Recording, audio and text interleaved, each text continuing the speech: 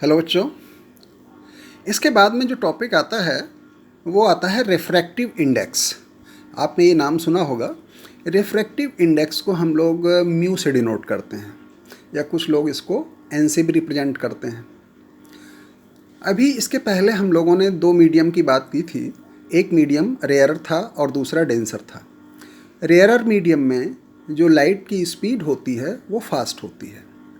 Denser medium में वो light की स्पीड स्लो होती है। ठीक है। रेयरर का मतलब होता है खाली मीडियम, डेंसर का मतलब होता है भरा हुआ मीडियम, यानी इसकी जो डेंसिटी होती है वो ज़्यादा होती है।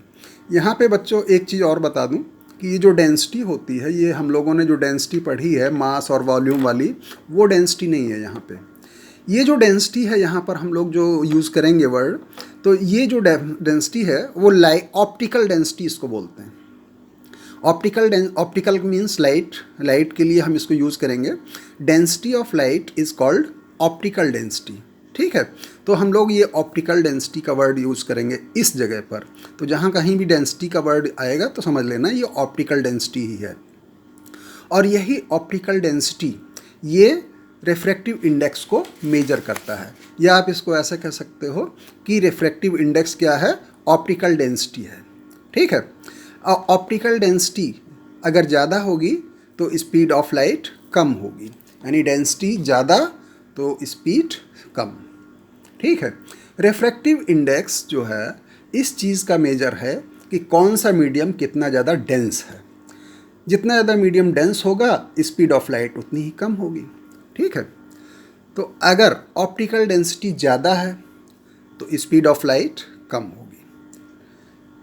म्यू ऑप्टिकल डेंसिटी है, इसी को ही हम रिफ्रैक्टिव इंडेक्स बोलते हैं।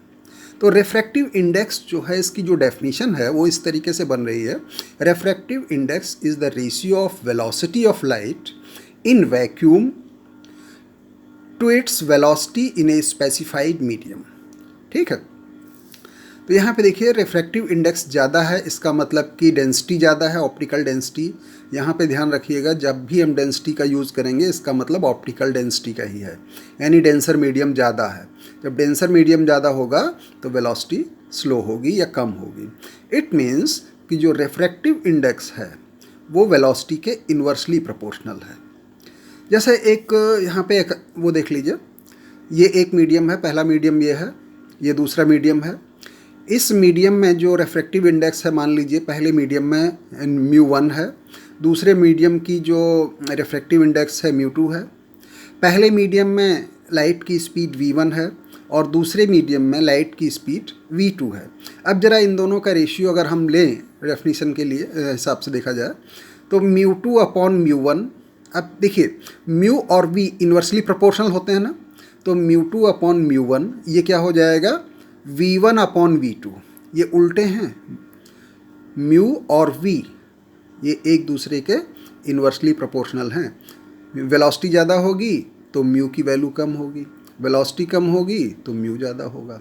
ठीक है। तो यहाँ पे μ2 अपॉन μ1 इक्वल टू क्या हो जाएगा, v1 अपॉन v2। v1 क्या चीज़ है, speed of light in first medium. v2 क्या है, speed of light in second medium. ठीक है। अच्छा, ये जो μ2 अपॉन μ1 है इसको हम लिख सकते हैं μ2 इस तरीके से, यानी refractive index of second medium with respect to first medium. या ध्यान दीजिएगा ये फॉर्मूला पढ़ने कैसे पढ़ा जाएगा, इसको इसकी मीनिंग क्या होती है। तो यहाँ पे μ2 अपॉन μ1 को हम लिख सकते हैं 1μ2। ठीक है। यानी refractive index of second medium, refractive index of second medium with respect to first medium. तो जो μ2 अपॉन μ1 है इस can be also be written as like this μ2 पढ़ेंगे कैसे, refractive index of second medium with respect to first medium. So this will equal to v1 upon v2। So this is the formula of refractive index. आप एक जरा सा एक example ले लीजिए, थोड़ा आपको और क्लियर हो जाएगा। अगर मान लीजिए एयर में वेलोसिटी है 3 × 10⁸ मीटर पर सेकेंड और ग्लास एक मीडियम है, तो मीडियम में वेलोसिटी है लाइट की 2 × 10⁸। तो हमको निकालना है रिफ्रैक्टिव इंडेक्स। दो मीडियम है, एक ग्लास का है और एक एयर है।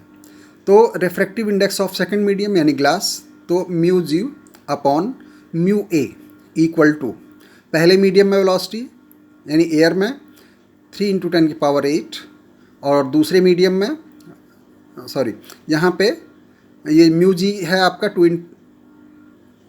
ठीक है, ये वेलोसिटी दी हुई है तो म्यू की वैल्यू क्या हो जाएगी, v1/v2 होता है ना, तो v1 क्या है, ये एयर की वेलोसिटी, यहाँ पे हो जाएगा ग्लास की वेलोसिटी, ये रिफ्रैक्टिव इंडेक्स है, ये वेलोसिटीज़ हैं, ठीक है।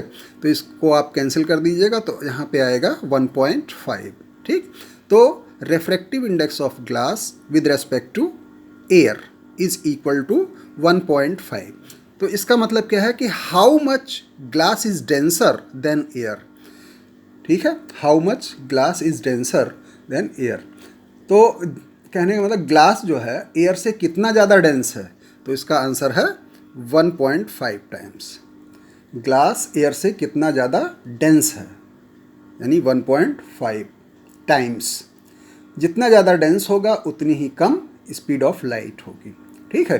तो ये बच्चों रिफ्रैक्टिव इंडेक्स का कॉन्सेप्ट था, तो इसको आप देख लीजिए, ये भी आपके सिलेबस में है। और इसके बाद में जो नेक्स्ट टॉपिक होगा वो स्नेल्स लॉ और लॉ ऑफ रिफ्रैक्शन, ये हम लोग बाद वाले उसमें वीडियो में पढ़ाएंगे। ओके, थैंक यू बच्चों। इतना आप लोग रिवाइज करते चलिए, नोट्स बनाते चलिए, कोई प्रॉब्लम हो तो हमसे पूछते चलिएगा। Thank you.